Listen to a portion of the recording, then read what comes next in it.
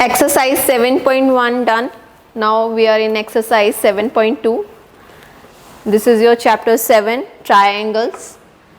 So जिस तरह exercise 7.1 में हमने क्राइटेरिया किए थे congruency of the triangles, similarly आगे जो एक्सरसाइज हैं वहाँ पे भी यही क्राइटेरिया यूज़ करेंगे, बट अब कुछ और एडिशन हो जाएगी। ठीक है, जैसे हम चैप्टर 6 कर रहे थे लाइंस एंड एंगल्स, तो आपने देखा होगा कि एक एक्सरसाइज में हम एंगल सम प्रॉपर्टी यूज़ कर रहे थे लास्ट एक्सरसाइज से, उससे सेकंड लास्ट एक्सरसाइज में हमने different angles like corresponding angles, alternate angles, ये सब यूज़ किए थे। और फर्स्ट जो एक्सरसाइज थे उसमें सिंपल हमने स्ट्रेट जो लीनियर पेयर हैं या फिर वर्टिकली ऑपोजिट एंगल, ये चीज़ यूज़ की थी। तो यहाँ पे भी ऐसा ही है कि इस एक्सरसाइज में अब दो जो न्यू प्रॉपर्टीज़ ऐड हुई हैं, जो ऑलरेडी आपने 8th में भी पढ़ी हैं। ठीक है, उनको यूज़ करके सेम कॉन्ग्रुएंसी क्राइटेरिया ट्रायंगल्स को कॉन्ग्रुएंट प्रूव करेंगे। तो चलिए स्टार्ट करते हैं। So firstly here angles, Naumita ma'am, ma'am मैं यहाँ पे रिकॉर्डिंग कर रही हूँ अपने आप। हाँ जी। So here angles opposite to equal साइज of an isosceles triangle are equal. ये प्रॉपर्टी आपने ऑलरेडी अपनी 7th 8th क्लास में की हुई है। सो यहाँ पे क्या कहा गया है, angles opposite to equal sides. कोई ट्रायंगल है, ट्रायंगल ले लेते हैं हम।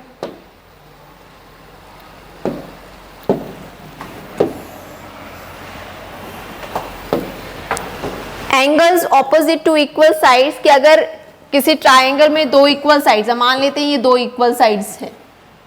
ठीक है, तो इन दोनों साइड्स के जो ऑपोजिट एंगल्स होंगे वो भी क्या होंगे, इक्वल होंगे। Angles opposite to equal sides of an isosceles triangle are also equal, वो भी इक्वल होंगे। दैट मीन्स कि अगर कोई आपके पास ट्रायंगल है, आइसोसेलेस ट्रायंगल है, उसमें दो साइड्स इक्वल होंगी। हमने ये दो साइड्स ले ली, मैंने मान लिया कि ये दो साइड्स इक्वल हैं। तो अगर आप देखोगे इन दोनों साइड्स के ऑपोजिट एंगल कौन से हैं, ये एंगल, एक ऑपोजिट ये एंगल है, दूसरा इसके ऑपोजिट एंगल कौन सा है, ये एंगल है। तो ये एंगल भी आपस में क्या होंगे, इक्वल होंगे। ओके, सो ये प्रॉपर्टी हम इस एक्सरसाइज में यूज करेंगे। जरूरी नहीं है कि आपके ये दो साइड्स इक्वल हो। मान लेते हैं ये दोनों साइड्स इक्वल हैं, ये और ये दोनों साइड्स इक्वल हैं, तो इनके ऑपोजिट एंगल्स कौन से होंगे, ये जो साइड है इसके ऑपोजिट एंगल कौन सा है, ये एंगल है। इस साइड के ऑपोजिट एंगल कौन सा है, ये। तो सो दैट मीन्स कि ये दोनों एंगल्स भी आपस में क्या होंगे, इक्वल होंगे, इनका मेजर भी इक्वल होगा। ओके, नेक्स्ट आगे क्या है, the sides opposite to equal angles of triangle are equal. ये उसका उल्टा हो गया कि अगर कोई ट्रायंगल है और उसमें कोई दो इक्वल एंगल्स आपको दिए गए हैं, बोला गया है कि दोनों एंगल्स आपस में क्या हैं, इक्वल हैं, तो इन दोनों एंगल्स के जो ऑपोजिट साइड्स होंगी, इसकी ऑपोजिट साइड कौन सी है, ये साइड है, इसके ऑपोजिट साइड कौन सी है, ये भी आपस में क्या होंगी, इक्वल होंगी। तो एक सिंपल सी बात है कि अगर ट्रायंगल में अगर आपको दो साइड्स इक्वल दी हैं तो समझ जाना उनके ऑपोजिट एंगल्स भी क्या हैं, इक्वल हैं। और अगर दो एंगल्स इक्वल दिए हैं तो वहां से क्या निकल रहा है कि उनकी ऑपोजिट साइड्स भी क्या होंगी, इक्वल होंगी। ओके, चलिए तो इसी से हम स्टार्ट करते हैं exercise 7.2। 7.2 exercise question number 1, in an isosceles triangle ABC। एक ट्रायंगल की बात हो रही है, तो ट्रायंगल हम बना लेते पहले। ABC मैंने यहाँ पे एक आइसोसेलेस ट्रायंगल लिया और बताया गया है कि आइसोसेलेस ट्रायंगल कौन सा ट्रायंगल है जिसकी दो साइड्स इक्वल होती हैं। अब ये ट्रायंगल तो मैंने बना दिया, अब इसकी कोई दो साइड्स इक्वल होंगी, उन्होंने बताया साथ में with AB is equal to AC। So that means AB जो है वो AC के इक्वल है। चलिए, तो यहां से हमें ये मिल गया। देखिए आगे मैं अभी नेक्स्ट लाइन नहीं पढ़ रही, बाकी जो the bisector of angle B ये हम रहने देते हैं। अभी तक हमने जो फर्स्ट लाइन पढ़ी है उसके अकॉर्डिंग हमें एक आइसोसेलेस ट्राइंगल दिया है, उसकी दो इक्वल साइड्स भी दी गई हैं। तो मुझे यहां से बताइए कि यहां से और क्या चीज आपको मिल रही है। अभी तक फर्स्ट लाइन से आपको क्या और कुछ क्या मिल रहा है इस क्वेश्चन में। अभी हमने किया था, अभी हमने पढ़ा था कि अगर ट्रायंगल में, संचित आपकी आवाज नहीं आ रही, जोर से बोलिए।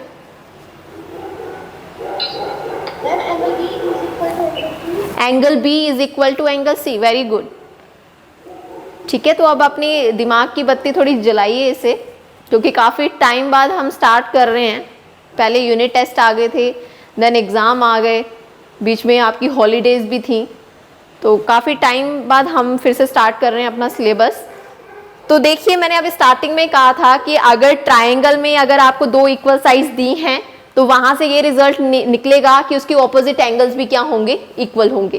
तो अभी तक जो फर्स्ट लाइन है उससे हमें ये पता चला कि ये दोनों साइड्स क्या हैं, इक्वल हैं। तो इन दोनों साइड्स के ऑपोजिट एंगल देख लीजिए। इस साइड के ऑपोजिट एंगल कौन सा है? इसके ऑपोजिट एंगल ये बन रहा है, यस और नो?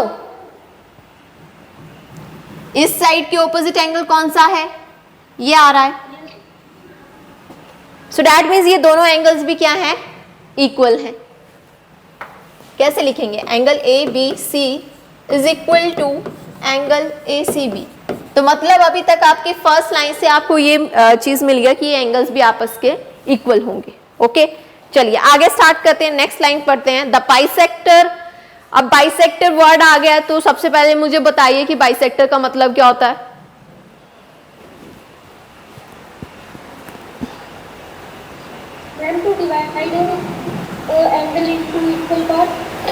बाइसेक्टर मीन्स चाहे वो एंगल को बाइसेक्ट कर रहे हैं या साइड को बाइसेक्ट कर रहे हैं, that means two equal parts हो रहे हैं उसके। Bisector means two equal parts. अगर किसी एंगल को आप बाइसेक्ट कर रहे हैं, सो दैट मीन्स आप उस एंगल को टू इक्वल एंगल्स में डिवाइड कर रहे हैं। तो यहाँ पे क्या लिखा है? The bisector of angle B and angle C. मतलब यहाँ पे एंगल बी और एंगल सी, इन दोनों एंगल को बाइसेक्ट कर रहा है। कौन कर रहा है? ईच अदर एट ओ। यहां से एक लाइन लेते हैं हम,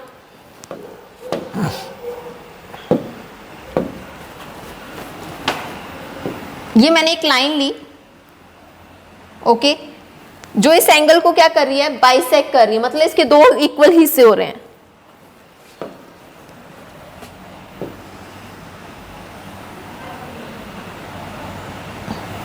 ये एंगल जितना होगा उतना ही एंगल ये होगा। ये दोनों एंगल का जो मेजर है वो क्या होगा? इक्वल होगा।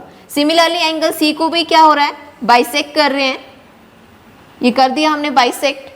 तो कह रहे हैं कि the bisector of angle B and angle C intersect each other at O. ये एक दूसरे को इंटरसेक्ट कर रहे हैं, कहां पे? एट पॉइंट ओ में। मतलब कोई लाइन है जो एंगल बी और एंगल सी को बाइसेक्ट कर रही है और वो दोनों लाइन इंटरसेक्ट हो रही हैं, कहां जाके? ओ में। आगे लिखा है join A to C, A to O. A और ओ को ज्वाइन कर लेंगे। ठीक है, यहां से आपकी फिगर आपकी रेडी है, ये आपकी फिगर बन गई है पूरी। ठीक है, तो अब हम स्टार्ट करेंगे अपना क्वेश्चन। यहाँ पे आगे हमें दो पार्ट्स प्रूव करने के लिए बोले हैं, शो करने के लिए बोले हैं, उन्हें बाद में शो करते हैं। बट यहाँ पे एक चीज देखिए, सबसे पहले तो ये रिजल्ट निकल गया फर्स्ट लाइन से। दूसरी जब लाइन हमने पढ़ी तो दूसरी लाइन में कहा गया है कि ये जो दो लाइन हमने यहाँ पे बनाई हैं, ओ बी और ओ सी, ये दोनों जो लाइन है ये एंगल बी और एंगल सी को क्या कर रही है? बाइसेक्ट कर रही हैं। मतलब ये जो एंगल है यहाँ पे इसको टू इक्वल एंगल्स में डिवाइड कर रहे हैं। मतलब ये जो एंगल होगा ये आपका इसके इक्वल होगा, ये दोनों इक्वल होंगे। Similarly the measure of this angle is equal to this, ये दोनों एंगल आपस में इक्वल होंगे। ये सेकेंड लाइन से हमें ये पता चल रहा है। दो चीजें पता चल गई हमें क्वेश्चन को पढ़कर। अब स्टार्ट करते हैं फर्स्ट पार्ट। फर्स्ट पार्ट में हमें बोला गया है कि हमें शो करना है कि OB जो है वो OC के इक्वल है। अब OB कहाँ पे है, ये OB is equal to OC। कर सकते हैं हम। कैसे? अगर आप OB और OC ये दोनों साइड्स देख रहे हैं तो ये दोनों जो साइड्स हैं ये एक ट्राइंगल की हैं। ये देखिए OBC एक ट्राइंगल है, दिख रहा है सभी को? नीचे एक ट्राइंगल बन रहा है ना OBC, छोटा सा। हाँ, इस ट्राइंगल की हमें OB और OC साइड को इक्वल करना है, तो कर सकते हैं। अभी हमने देखिए the sides opposite to equal angles of triangles are equal, कि अगर दो एंगल्स इक्वल हैं तो उनकी ऑपोजिट साइड्स भी क्या होंगी, इक्वल होंगी। दैट मीन्स कि अगर कोई ट्राइंगल है, सपोज करिए कोई ट्राइंगल है, आपको यहाँ पे शो करना है कि ये दोनों साइड्स इक्वल हैं, आपने ये दोनों साइड्स को इक्वल प्रूव करना है। तो बहुत सिंपल है, किसी ना किसी तरह आप इन दोनों एंगल को इक्वल कर दो, इन दोनों एंगल को इक्वल कर दो तो साइड्स भी इक्वल हो जाएंगी। ठीक है, अगर आपको किसी ट्राइंगल की दो साइड्स को इक्वल शो करना है तो आप एक काम करिए, उन दोनों साइड्स के ऑपोजिट एंगल जो हैं वो इक्वल कर दीजिए, इक्वल दिखा दीजिए। सो ऑब्वियसली उनकी ऑपोजिट साइड्स भी क्या हो जाएंगी, इक्वल हो जाएंगी। तो वही चीज यहाँ पे करेंगे कि यहाँ पे हमें बोला गया है कि आपको फर्स्ट पार्ट में ये शो करना है कि OB जो है वो OC के इक्वल है, ये शो करना है। तो ये शो करने के लिए मैंने सोचा कि मैं सबसे पहले ये एंगल और ये एंगल इन दोनों को आपस में इक्वल शो कर देती हूँ। अगर ये दोनों एंगल आपस में इक्वल हो गए सो ऑब्वियसली इनकी ऑपोजिट साइड्स भी क्या हो जाएंगी, इक्वल हो जाएंगी। बट अब मेन बात ये आती है कि अब इन दोनों एंगल्स को कैसे इक्वल करें। तो देखिए सबसे पहले क्वेश्चन में आपको क्या गिवन था, AB is equal to AC। Question में यही गिवन है कि AB जो है वो AC के इक्वल है। यस, ध्यान से सुनिए, एक एक मैं आपको जो क्वेश्चन में गिवन है वहां से स्टार्ट कर रही हूं।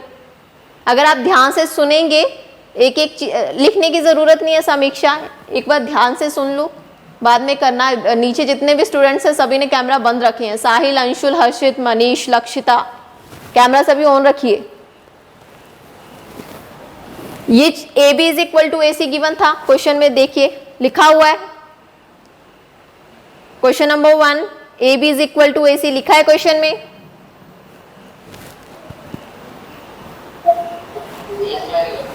मैंने वही चीज लिखी है। ओके, अब इन दोनों साइड, ये दोनों साइड्स इक्वल हैं तो इनके ऑपोजिट एंगल्स भी इक्वल होंगे। ये मैंने ऑलरेडी लिखे थे, तो मैंने इसके आगे क्या लिख दिया, angle ABC is equal to angle ACB। कौन से दो इक्वल एंगल्स, ये एंगल, ये पूरा एंगल,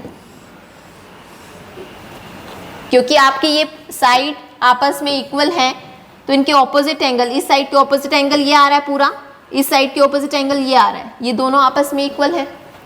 क्यों इक्वल है, क्योंकि इनकी साइड ऑपोजिट साइड्स इक्वल हैं तो ऑपोजिट एंगल्स भी क्या होंगे, इक्वल होंगे। रीजन देंगे इसके आगे, रीजन आपने जरूर देना है, ऐसे ही आप डायरेक्टली नहीं लिखेंगे। आप क्या लिखेंगे,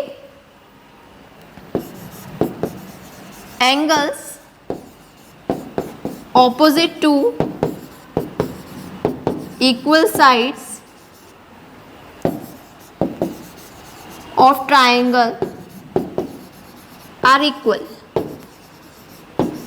ये रीजन आपने इन दोनों एंगल के साथ ये दे दिया। अगर आप एंगल इक्वल कर रहे हैं तो सबसे पहले एंगल्स लिखेंगे, angles opposite to equal sides of triangle are equal. ठीक है, ये आपने यहाँ पे लिख दिया। ओके, ये एंगल मैंने लिखा है, इस एंगल की बात हो रही है। अब मैंने क्या किया, इन दोनों एंगल का हाफ कर दिया।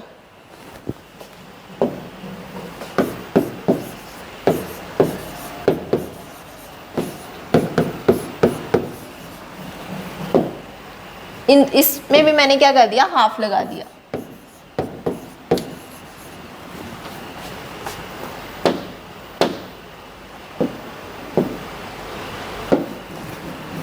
यहाँ पे भी फिगर बना देते हैं।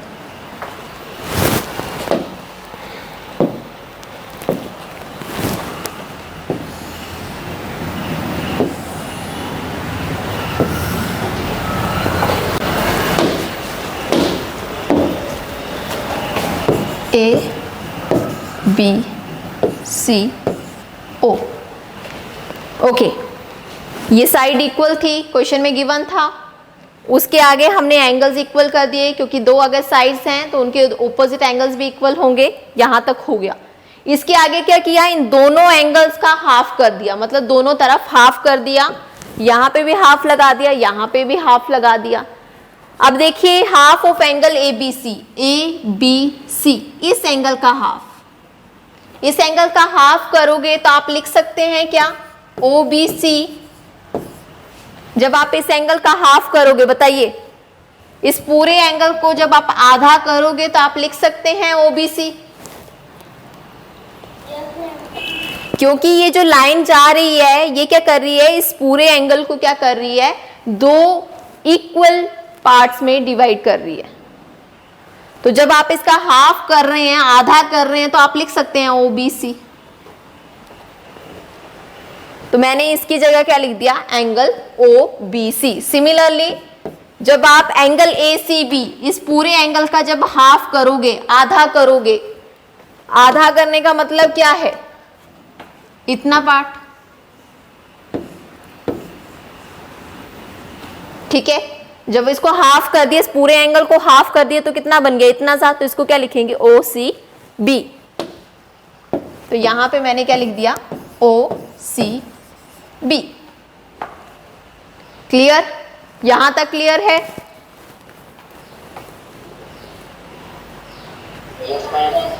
अब देखिए, इस ट्राइंगल की, ओबीसी ट्राइंगल में आपके ये दोनों एंगल इक्वल कर दिए मैंने, इन दोनों एंगल को इक्वल लिख दिया है, इन दोनों एंगल को इक्वल लिख दिया। सो दैट मीन्स इनकी ऑपोजिट साइड्स भी इक्वल होंगी।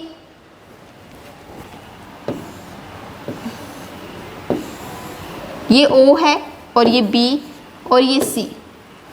ये जो नीचे जो ट्राइंगल बना है, इसको मैंने अलग से बना दिया। ये दो एंगल इक्वल हैं, इन दोनों एंगल को इक्वल लिख दिया है। अगर ये दोनों एंगल इक्वल हैं तो इनकी ऑपोजिट साइड्स भी इक्वल होंगी। इसकी ऑपोजिट साइड्स ये भी आपस में इक्वल होंगी। तो यहाँ इसके आगे आपका रिजल्ट क्या बन रहा है, OB is equal to OC। अगर ये दोनों एंगल इक्वल हैं तो इनकी ऑपोजिट साइड्स भी क्या होंगी, इक्वल होंगी। और अब यहाँ पे आप रीजन देंगे,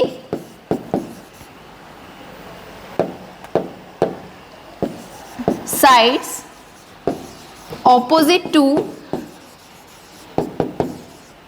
equal angles of triangle are equal। तो यही चीज हमें प्रूव करनी थी, शो करनी थी, हमने कर दिया।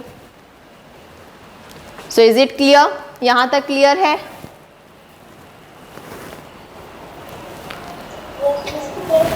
किसी को कोई प्रॉब्लम, कुछ समझ ना आया हो, पूछ सकते हैं।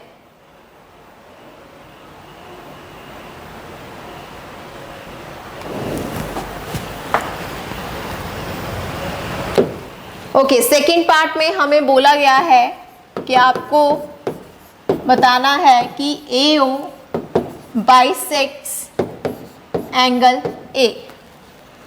फिर से यहाँ पे ट्राइंगल बना लेते हैं।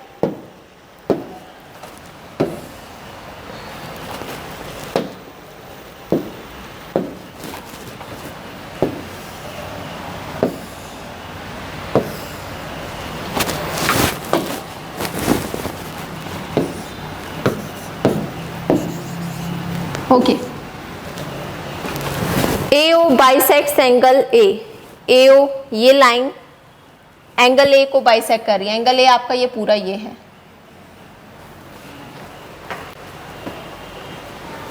AO लाइन जो है वो एंगल A को बाइसेक्ट कर रही है। इसका मतलब ये है कि आपको क्या शो करना है, angle BAO is equal to angle CAO। आपको ये शो करना है।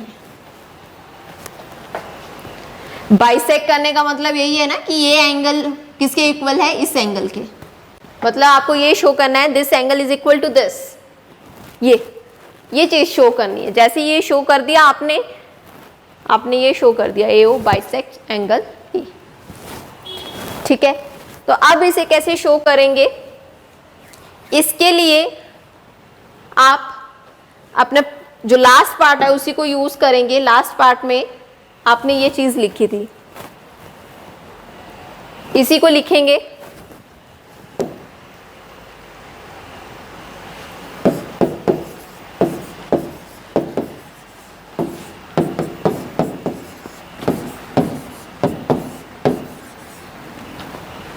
फ्रॉम पार्ट 1 आपने ये इक्वेशन उठा ली। ओके, अब फर्स्ट पार्ट में आपने क्या किया था, ABC, एंगल ABC, ABC, इस पूरे एंगल को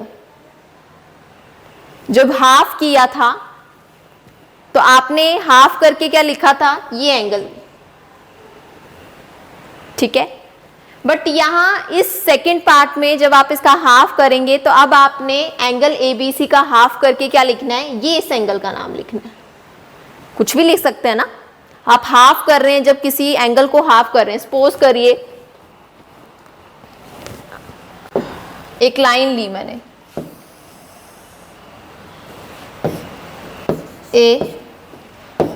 ABO, ठीक है। यहां पे मैंने लिखा AB और इसका हाफ कर दिया। This is the mid point. O क्या है, मिड पॉइंट है। AB का जब आपने हाफ कर दिया तो आप उसको लिख सकते हैं AO, लिख सकते हैं। सिमिलरली आप हाफ ऑफ AB को ऐसे भी लिख सकते हैं।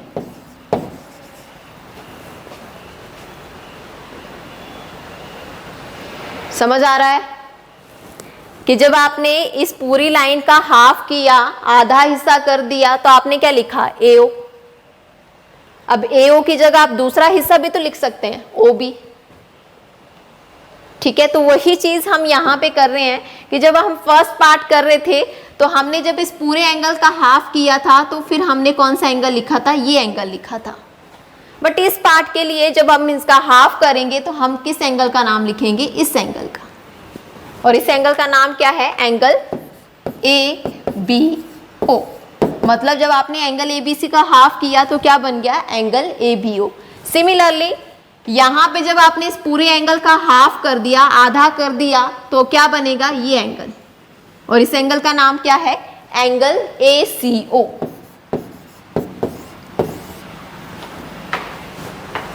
Okay, clear. अब देखिए, अब क्या करना है हमने, ये दो ट्राइंगल को देखिए, this is first triangle, this is second. इन दोनों ट्राइंगल के ऊपर फोकस करना है।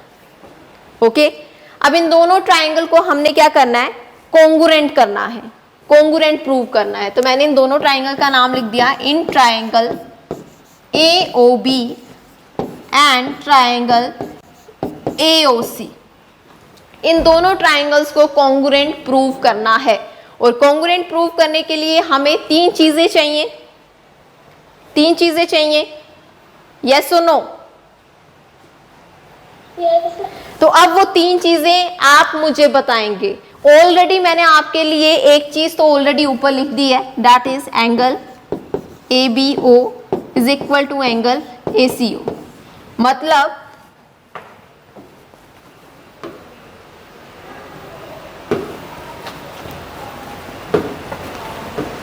इस ट्राइंगल में, ABO ट्राइंगल में ये जो एंगल बन रहा है, ये इस ट्राइंगल के इस एंगल के इक्वल है।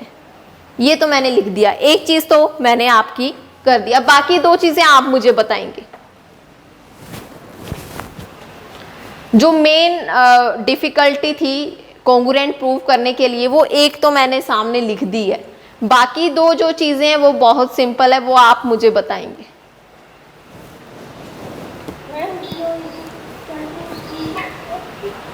बेटा BO is equal to CO। कौन बोल रहा है? Ma'am BO is equal to CO और B is equal to CO।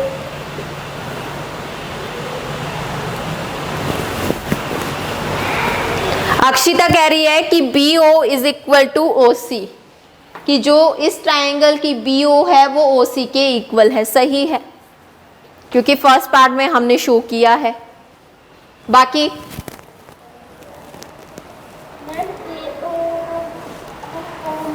AO common है, सबसे सिंपल जो चीज है, अगर आप देखेंगे इन दोनों ट्राइंगल में AO जो लाइन है ये क्या है, कॉमन है, तो हम लिख सकते हैं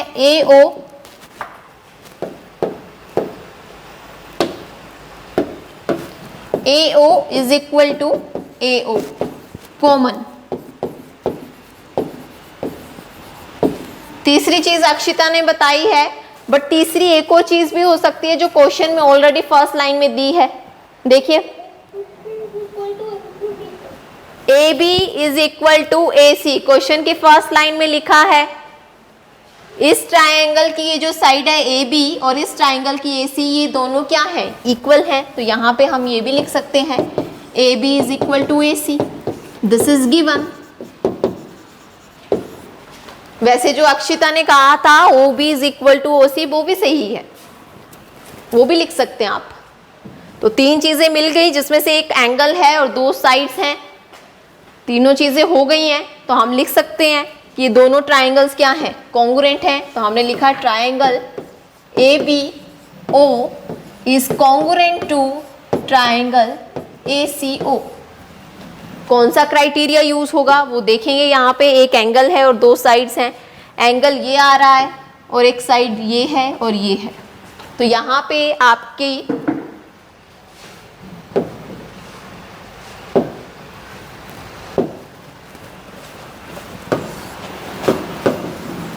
बाय ASS कॉन्ग्रुएंस क्राइटेरिया।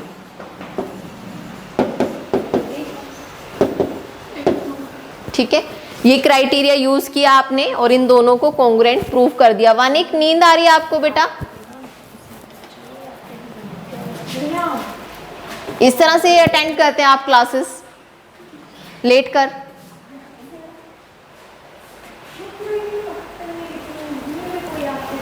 अब कॉन्ग्रुएंट प्रूव करने का क्या मोटिव था? मैंने तो कुछ और यहाँ पे प्रूव करना है, मैंने तो यहाँ पे ये शो करना है कि ये दोनों एंगल इक्वल हैं। कॉन्ग्रुएंट क्यों प्रूव कर रहे हैं, कोई मुझे बता सकता है?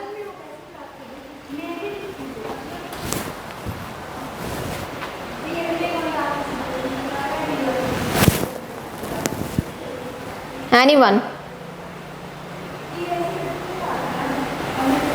क्योंकि बेटा जब हमने इन दोनों ट्राइंगल्स को कॉन्ग्रुएंट प्रूव कर दिया है तो इनके कॉरस्पॉन्डिंग साइड्स, कॉरस्पॉन्डिंग एंगल्स क्या होंगे, इक्वल होंगे। सो दैट मीन्स कि ये एंगल इसके इक्वल होगा। ये चीज अपने आप ही इक्वल हो गई जब कॉन्ग्रुएंट प्रूव कर दिया।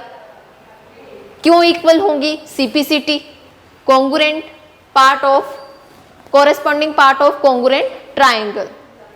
ठीक है, तो मेन मतलब ये था कि अगर आपने ये दो एंगल इक्वल करने, आपने क्या किया, इन दोनों एंगल्स ट्राइंगल्स को ले लिया, इन दोनों ट्राइंगल्स को कॉन्ग्रुएंट प्रूव करेंगे। ठीक है, कॉन्ग्रुएंट कर दिया, कॉन्ग्रुएंट प्रूव कर दिया तो कॉरस्पॉन्डिंग एंगल्स इक्वल होंगे। तो डायरेक्टली आपने लिखा angle BAO is equal to angle CAO।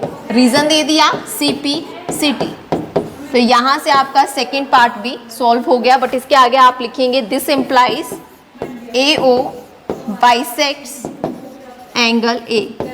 इसका मतलब यही है, ये जो दो एंगल्स इक्वल हैं, इसका मतलब यही है कि AO जो है वो एंगल A को बाइसेक्ट कर रही है, एंगल A के टू इक्वल एंगल्स बना रही है। ठीक है, so this is your second part, ये आपका सेकेंड पार्ट था। ओके, क्वेश्चन नंबर 2 जो है बहुत सिंपल है, AB AC के इक्वल प्रूफ करना है। तो दो ट्राइंगल्स आपको दिख रहे हैं, आप इन दोनों ट्राइंगल्स को कॉन्ग्रुएंट प्रूफ करेंगे और बाय CPCT से आप AB को AC के इक्वल लिखेंगे। So in this question firstly you have to show these two triangles are congruent. तो अब आप ये आप करेंगे। ओके